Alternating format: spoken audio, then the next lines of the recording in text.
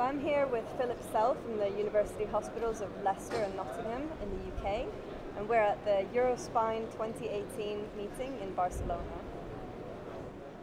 Hello. Dr. Sell, hi. Why are outcome measures becoming increasingly important in spinal surgery? Well, I think it was Lord Kelvin said that if you need to be able to measure something, and if you can't measure and analyse and reduce it to numbers, then it becomes a rather meagre thing. And we've moved on in spine surgery. This is the 20th anniversary of the Eurospine meetings. It's one of the best I've been to. And what I've seen over the years is a really quality development in both the scientific content and the way we measure things and change. So how are outcomes currently being measured in spinal surgery?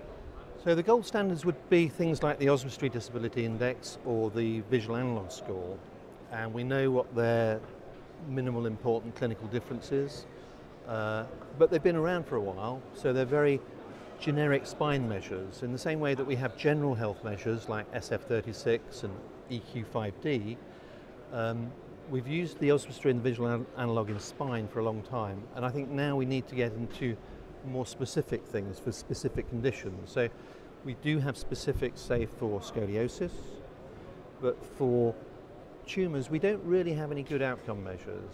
For scoliosis we have the SRS-22 and various other models.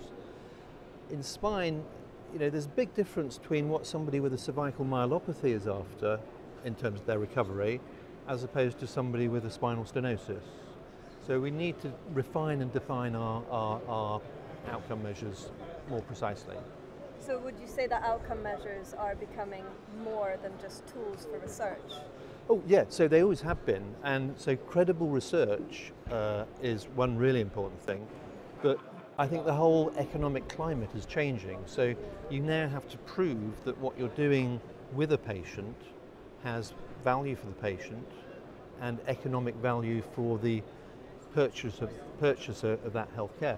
And if you look around, there's hundreds of industry things here, and very few of them have any evidence base for their use.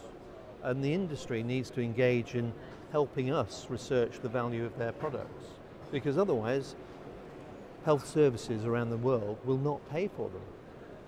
So what do you think would be the quickest way to improve science at meetings? So I would love to see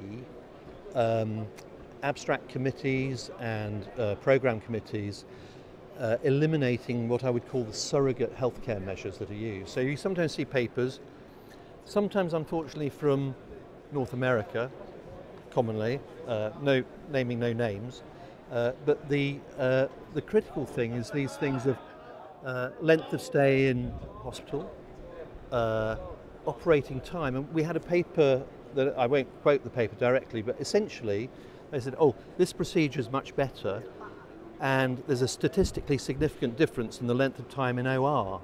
And the length of time in OR was 104 minutes versus 110 minutes. That's about 1 cup of coffee. It makes no clinical difference whatsoever.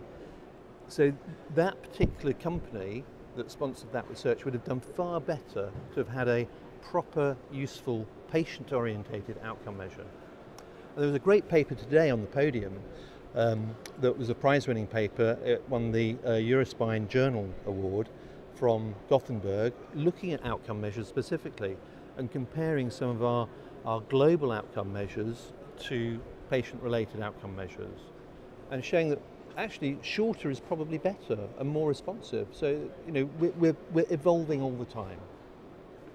That's great. Thank you so much for speaking to us, Dr. Sell. A pleasure.